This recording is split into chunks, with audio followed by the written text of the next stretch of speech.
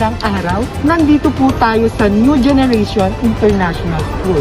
At ngayong araw, kakausapin po natin ang mga estudyante tungkol sa mga issue sa ating bansa. At ngayon, hihingin natin ang mga opinyon ng mga estudyante dito sa New Generation International School. Kailangan ating alamin.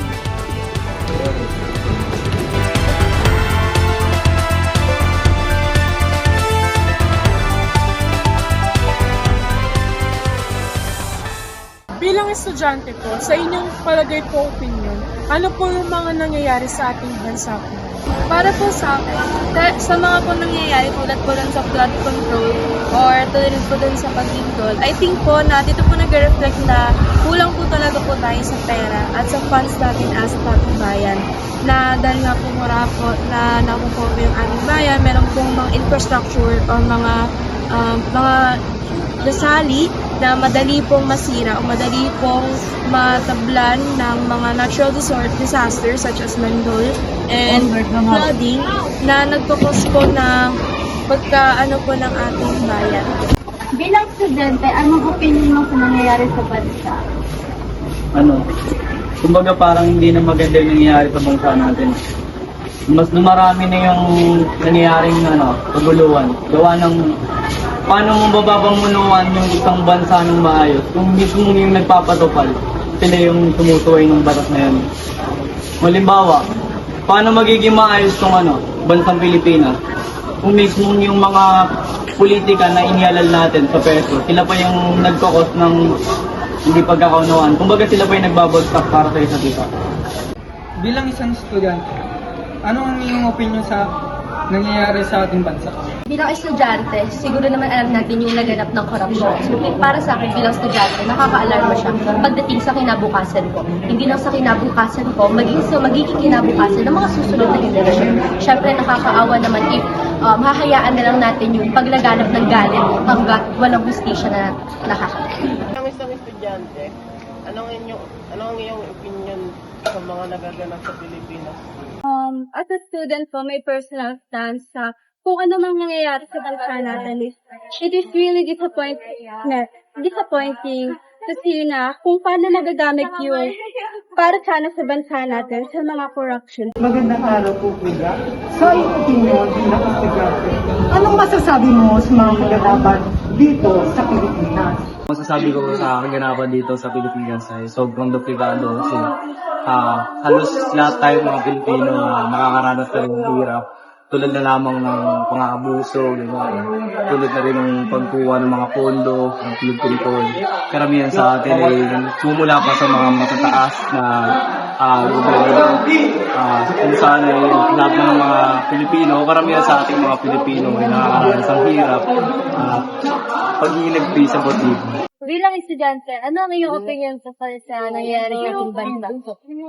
Bilang isang estudyante po, importante po na may knowledge po tayo when it comes sa nangyayari sa bansa natin. Katulad na lang po sa politics, sa corruption po na nangyayari sa bansa natin. Mahalaga po na maging educated po tayo sa mga nangyayari, lalo na sa pagpili po ng mga leader na humahawak sa budget, na hindi lang po siya basta pera ng gobyerno. Pera po siya nating mga bawat people. Kumbaga, kung nagagamit po yung pera ng maayos, katulad na lang po yan, yung disaster risk po natin is mas ma-damage control po siya since magagamit po ng maayos yung pera and kalidad po na products yung magagamit sa pagtatayo po ng mga schools. Yun po.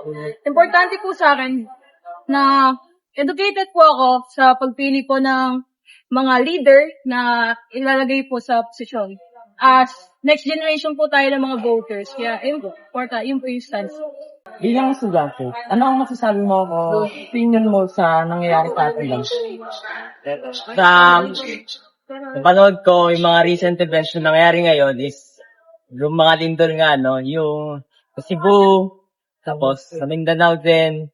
At fun fact lang na yung Philippine Arena is yung lang yung nag-iisa na earthquake-proof sa Pilipinas. Bilang estudyante, nanganganib ako na baka bigla na lang lumindol tapos yung sa tinatawag nga natin na the big one, tapos maraming mawalang buhay, Tapos, gusto ko lang sana iparating na sana magkaroon na tayo ng magandang batas para maipatupad yung mga building regulation para mas bawasan yung mga accident, hindi naman sa aksidente, yung damage galing sa mga lindol.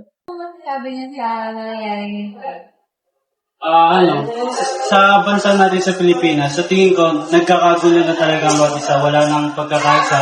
Lalo na sa naganap sa atin na rally nung mga nakaraang araw na hindi kinayang kontrolin ng mga politiko natin na ang mga tao na sa pagrarally nila na iniisip nila dapat payapa lang yung pagrarally, walang matatakpan. Pero napunta ko sa mga nagkaroon ng parang nagkaroon ng gulo, maraming nasaktan, maraming namatay, maraming mga pulis na nadamay. Kaya sa tingin ko, yung nangyayari sa bansa natin is magulo. Kailangan itong aksyonan ng politiko at bigyan ng tulong.